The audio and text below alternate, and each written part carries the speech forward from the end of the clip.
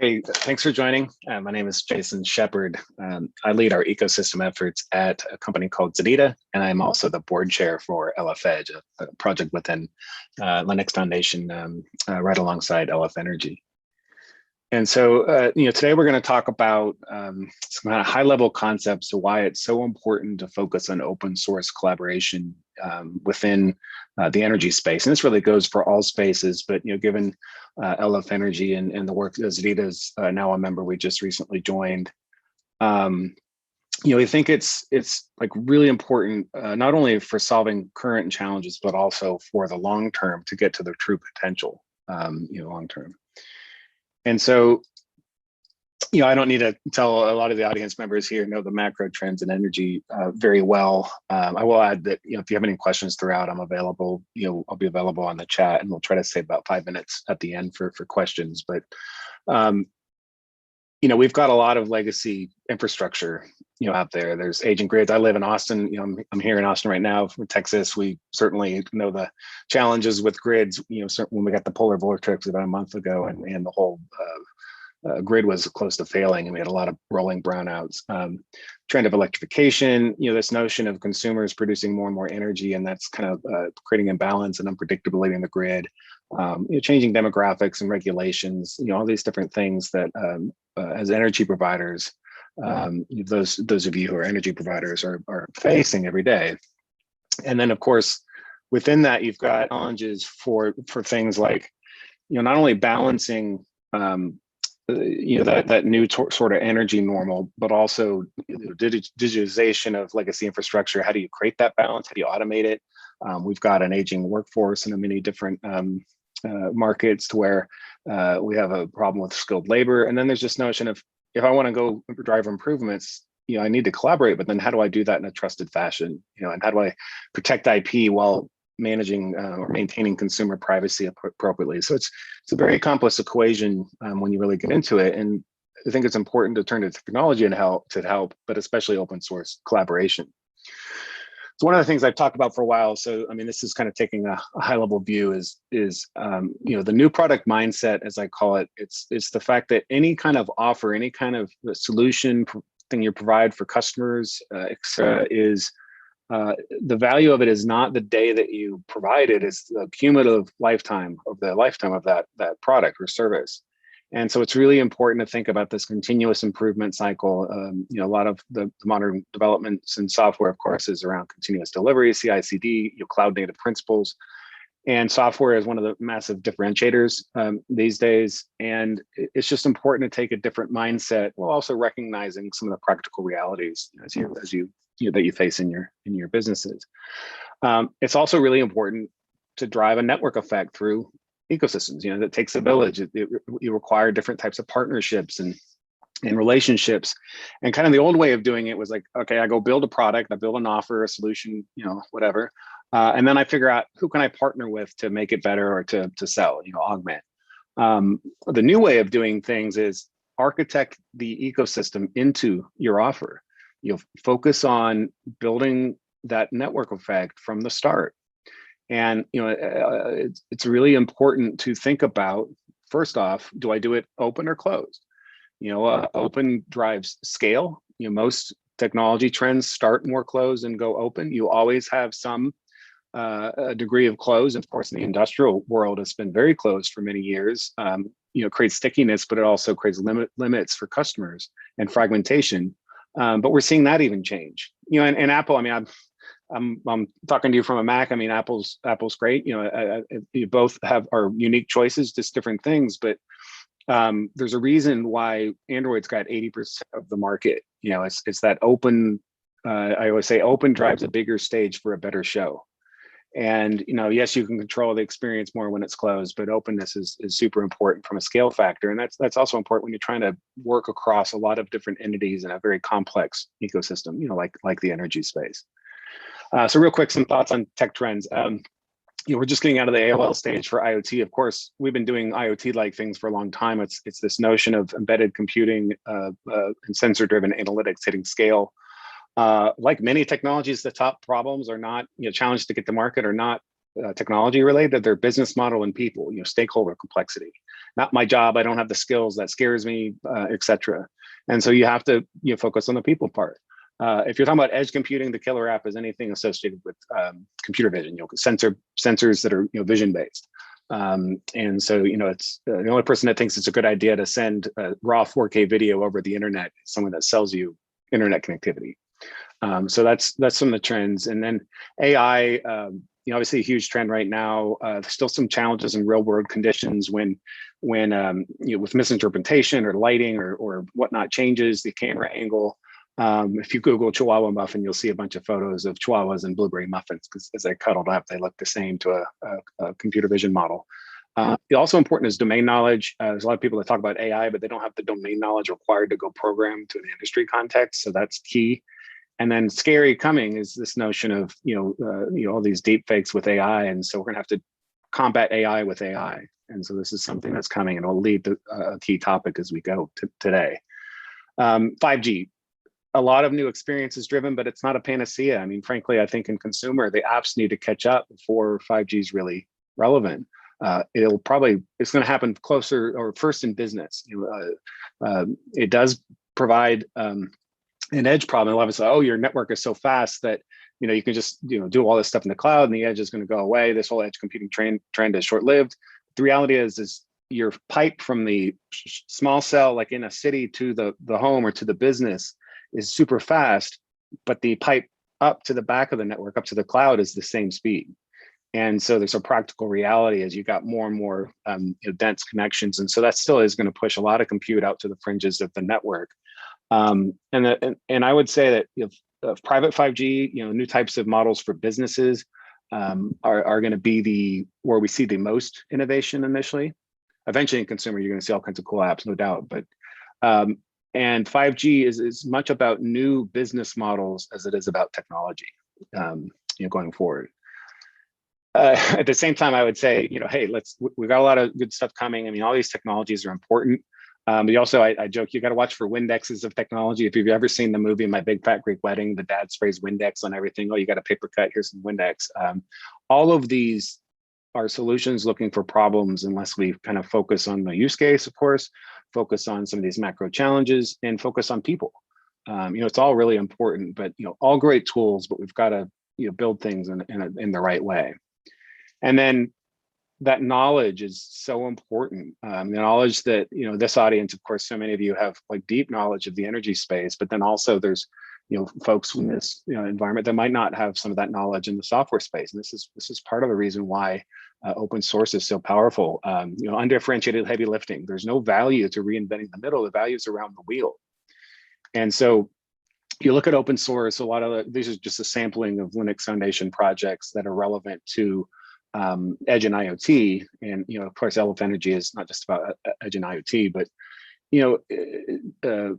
open source is the modern way to drive standards now. I mean, it's not that specification SDOs are going away by any means, but they have rapidly become augmented by open source collaboration, because I can run code, I can iterate, I can do that new product mindset, continuous innovation. It makes it tangible.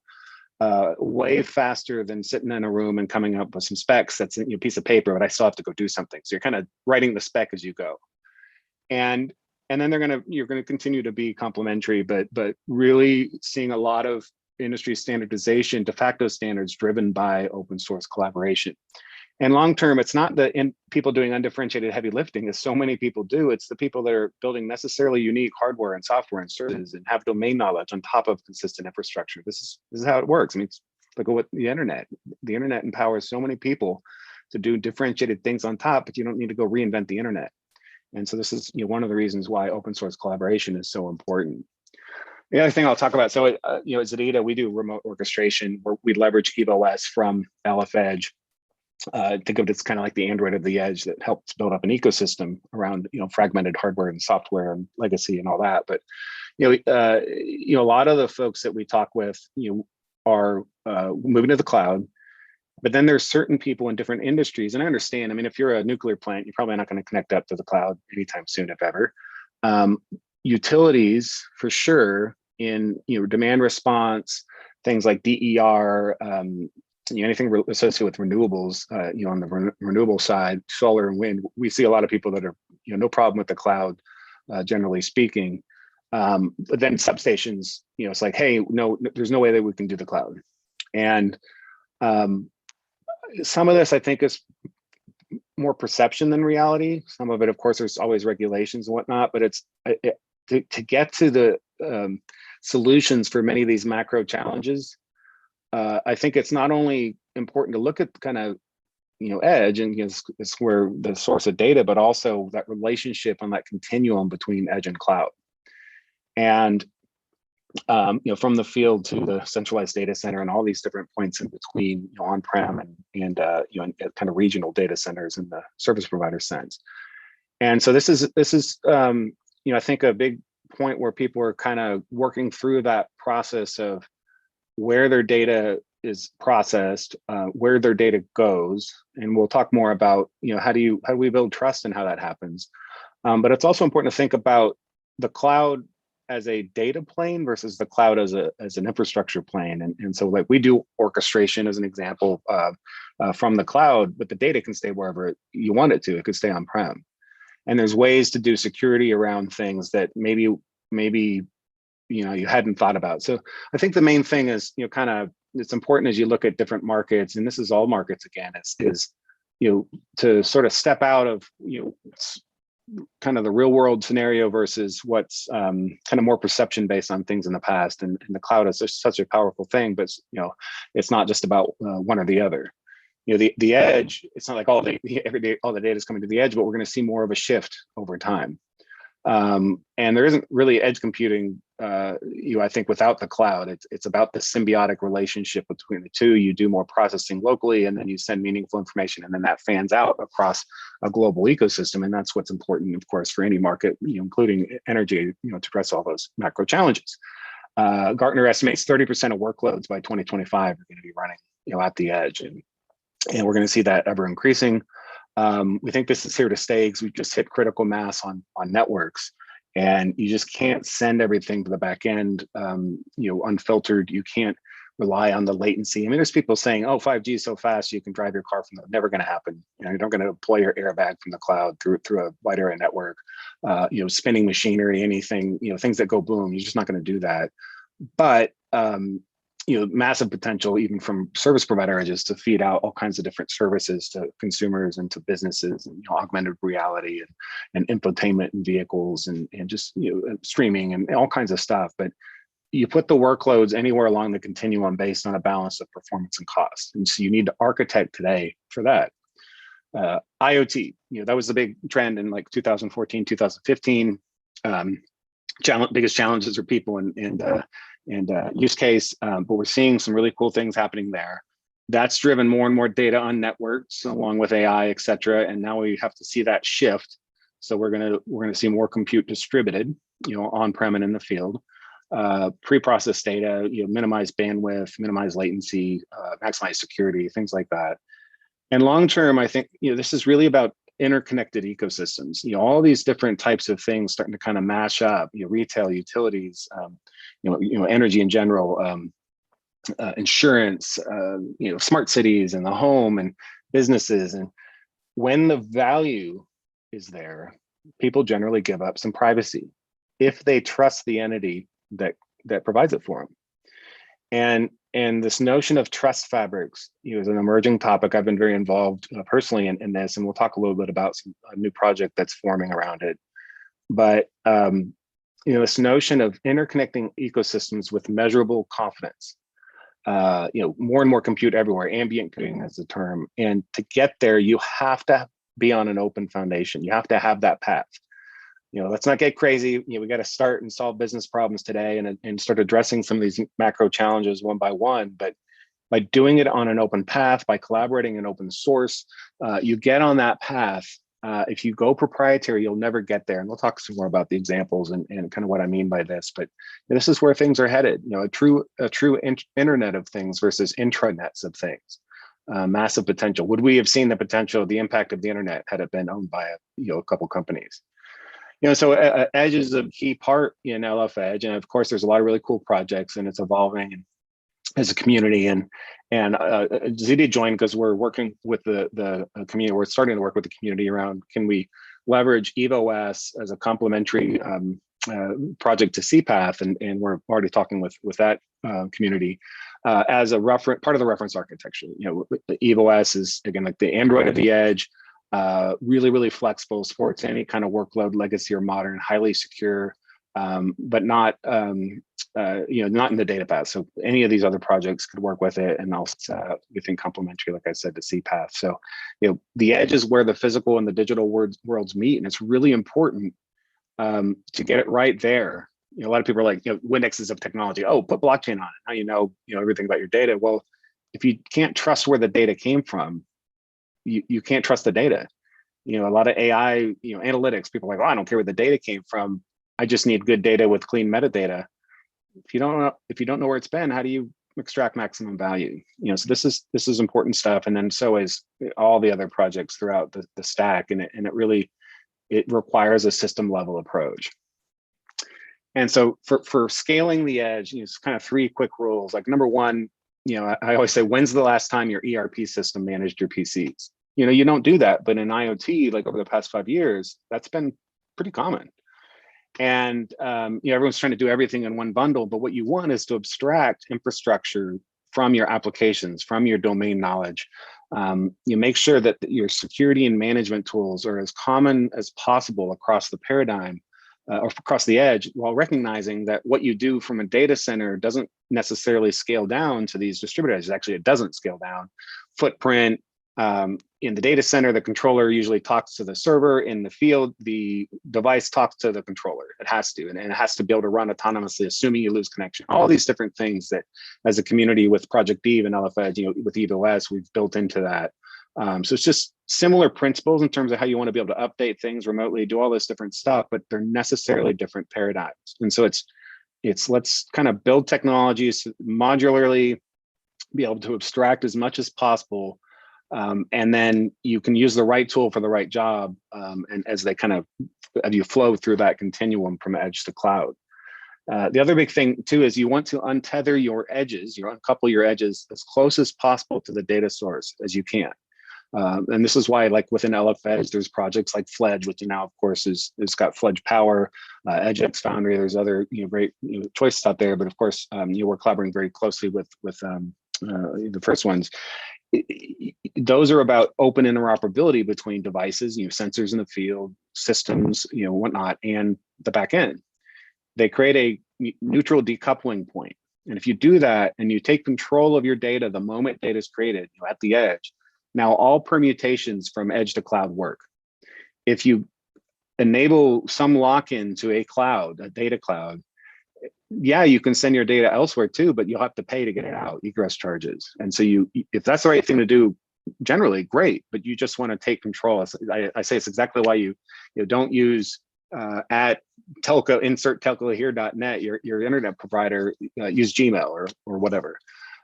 You want to be agnostic. The other thing I would say is, it's important to extend cloud native wherever possible, loosely coupled microservices, platform independence, all the stuff that we see, in the cloud, taking over all the things with Kubernetes and Docker and all that. But recognize when there's technical trade-offs. I mean, do continuous delivery of software within a substation, something like that. That's that's a little bit different, but you want to plan for it as much as you can so that you're ready as you just have to do new things to address some of these challenges, to drive new business models, et cetera. So it's just important to think about how you're architecting today and not going at it alone for reasons that we'll continue to build on. And then it's also important, don't forget the people part.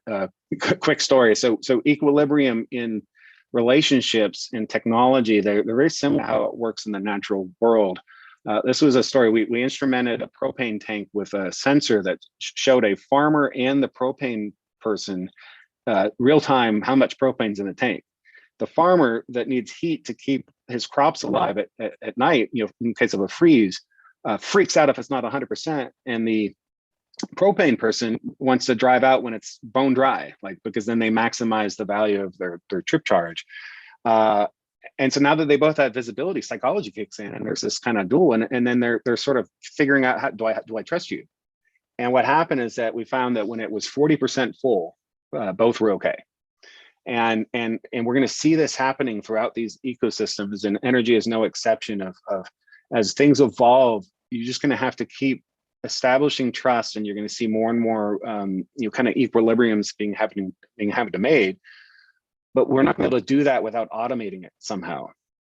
And we're also, if we don't automate, if we don't be open, we're not going to get to the true potential, this notion of interconnected ecosystems that I was talking about earlier. Like, everything's connected as appropriate, balancing privacy with value. What your policy is, you own yourself, your privacy and all that. You own your data, your business, your IP. But if there's reason to, you want to see more and more of these things connected and automated in terms of how you share data in a trustworthy fashion. But for that, you can't have a couple companies or one own the trust. You can't have that. You have to have. We see some of that in consumers usually will latch onto a brand, and if they trust it, they'll be okay with the walled garden or get locked in. But in the greater scheme of things, you cannot have one company own it, or even a few. Like, you imagine if one company owned the internet, it's not gonna work. And so we need to decentralize that trust, and it's for a variety of reasons. I mean, first, if you had measurable data confidence across networks, you can build these interconnected ecosystems that balance privacy and value and drive entirely new experiences and business models. B2B2C, B2B2B, anything that you can think of. But the other thing on the flip side is we got to maintain privacy. GDPR, as an example, is incredibly difficult to scale for companies, because if someone says, "Hey, I want my privacy back," you have to go figure out where all that data went and kill it, or get rid of it. But if you had these trust fabrics, you could actually make it, kind of die in place wherever it went. And I'll explain more as we go. But this whole notion of combating AI with AI, we need to be able to figure out what's real and what's not in a trusted fashion. And then, what's interesting at the edge is when people see physical infrastructure, like on the factory floor or out, in the substation or within a building for energy management. If I can see it, my psychology kicks in. It's like, no, you're not going to run your workload shareholder or service provider on my box as a building tenant or whatever, building owner, different stakeholders, internal, external, because I can see it, it's tangible.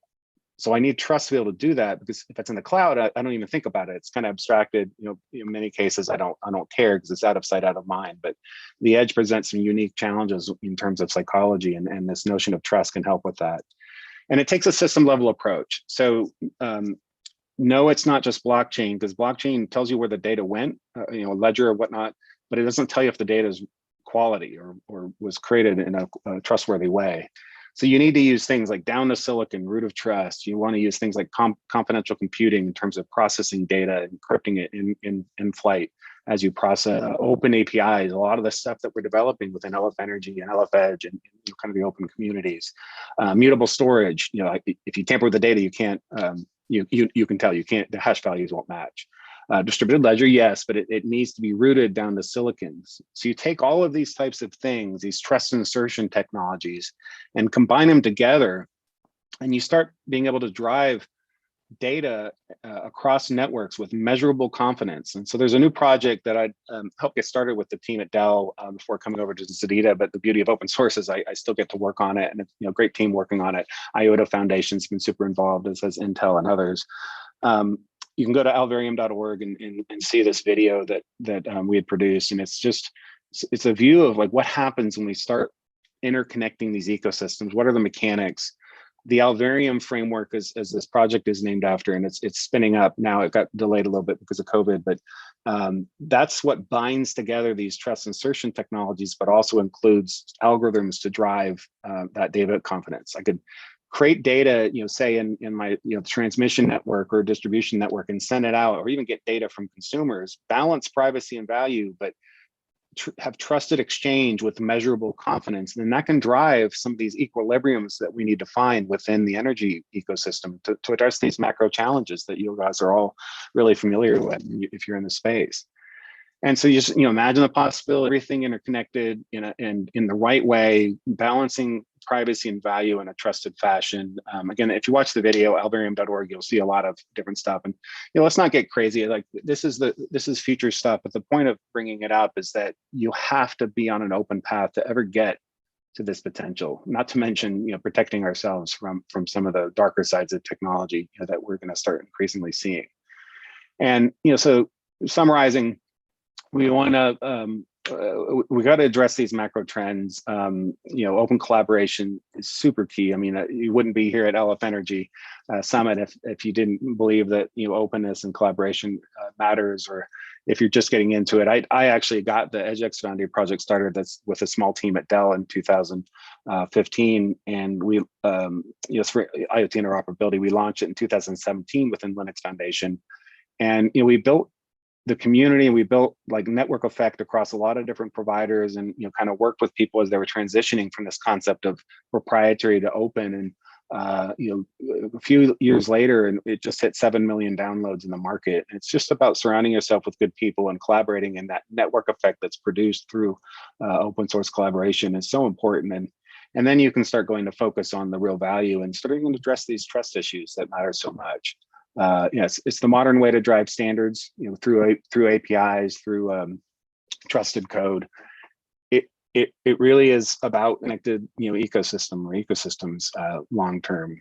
You have to automate the trust. I joke, you can't take people out to dinner and you kind of get to know each other one by one to build trust at global scale. You have to automate, and that's what Alvarium's about. And there's some other really cool projects, but again, it's we're trying to pull stuff together, and it's all about collaboration, because we have to get to this future where we're not relying on kind of manual establishment of trust.